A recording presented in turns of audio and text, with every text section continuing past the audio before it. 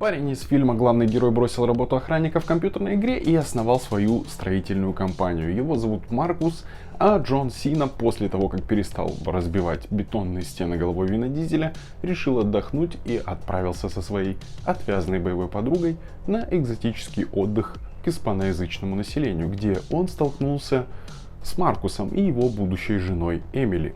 По мнению персонажа Джона Сины, между ними пробежала связь, мимолетная, а после проведенного сумасшедшего вечера крепкая связь дружбы. И по мнению Маркуса и Эмили, это просто какая-то отбитая парочка, которых они потерпят ночь, а дальше свалят и забудут их навсегда. Но все дело в том, что работник на приемный администратор проболтался о том, что Маркус в этом райском месте собирается сделать предложение. Об этом услышали Джон Сина и его подруга Кайла. Отпуск закончился, и Маркус с Эмили улетели домой. Наступает день X, день свадьбы. Молодожены уже практически забыли о том безумном, что происходило с ними в Мексике, и полным ходом идет подготовка к свадьбе. И тут внезапно как-то персонаж Джона Сина узнал, где и когда будет проходить свадьба. Эти ребята заваливаются со своей подругой к ним, тараня ворота, и не понимают, кто виноват в том, что они не получили приглашение. Вот отсюда и начнутся, а точнее продолжатся уже приключения скромной примерной пары и пары, ненавидящих скуку и любой момент, готовы превратить в веселье и отрыв. В целом, как ранее описал, это свадебно-предсвадебно-курортный мотив. В этих локациях все и будет крутиться. Фильмов таких мы видели много, да и вроде сама ситуация с героями напоминает, что мы где-то подобное видели.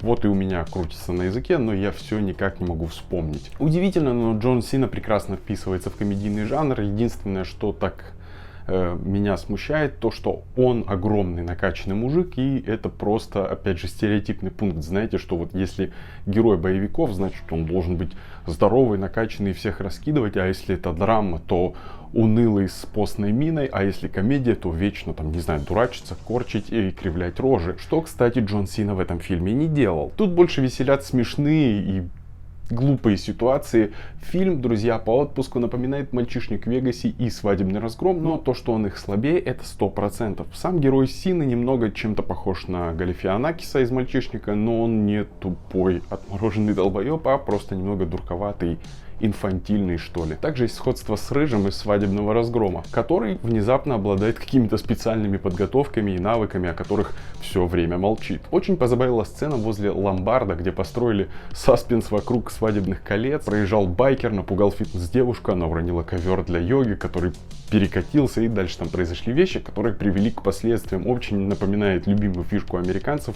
Они часто это изображают в кино, где там падает шарик, куда-то катится, затевает домино, дальше домино падает на весы, чайник наливает воду, и в конечном итоге, там, не знаю, открывается банка консервов. Фильм «Друзья по отпуску», несмотря на то, что выполнен очень качественно, хотя в ограниченном пространстве, из пары сцен, для комедии это не главное, в комедии главное юмор и рассмешить зрителя. Все равно, глядя даже на эту красивую картинку, чувствуется, что фильм сделан как-то в ускоренном режиме на скорую руку. И некоторые вещи можно было бы сделать смешнее, где-то дожать, а где-то добавить еще чего-то смешного. «Друзья по отпуску» с рейтингом R, 16+. Тут это выражается в распитии алкоголя, приеме наркотиков в больших дозах и галлюциногенов, а также куча матерной брани. Джон Сина реально порадовал, не видел его до этого в комедиях, да в кино в целом, в нормальных комедиях и в нормальном кино. Будет интересно в будущем посмотреть. «Друзья по отпуску», не скажу, что фильм невероятно плох, но совершенно проходной. Местами он глупый, наивный, где-то вещи притянуты за уши, где-то наиграно все.